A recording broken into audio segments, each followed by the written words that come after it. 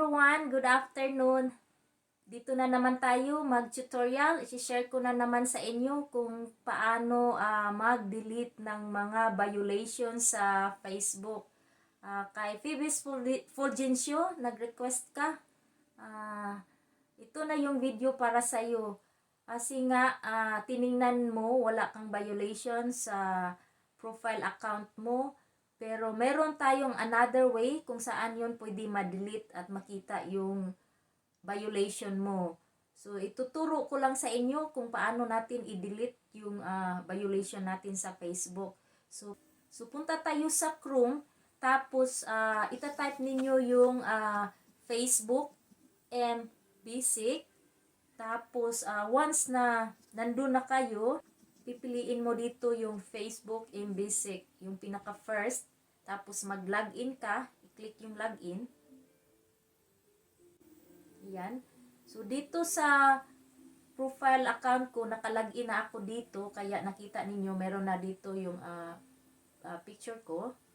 Kasi nag-login na ako. Pag hindi kayo, wala kayong makikita, mag-login kayo sa Facebook ninyo with your password. Tapos, dito naman sa taas, makikita ninyo dito sa taas, may home, profile.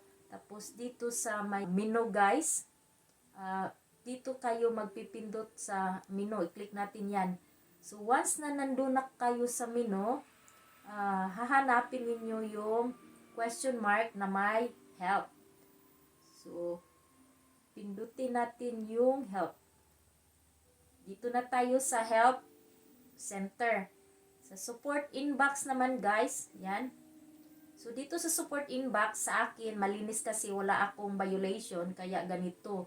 So, ipapakita ko lang sa inyo kung paano siya i-delete. Nakita ninyo dito sa see full message. Dyan, dito natin makikita ang delete guys. So, pindutin natin yung see full message. Tapos, once na nandito na kayo sa see full message, makikita ninyo sa baba, may nakakita dyan, may delete. So, yun ang i-click ninyo, delete.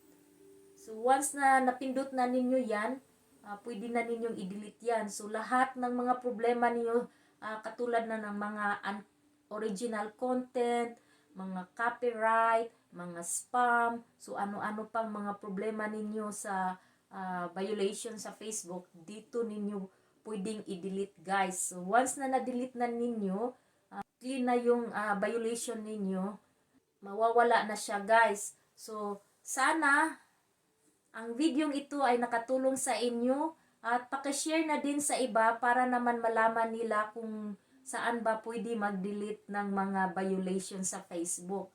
Kung nagustuhan ninyo ang video ngayon guys, don't forget to give this video a thumbs up and thank you so much.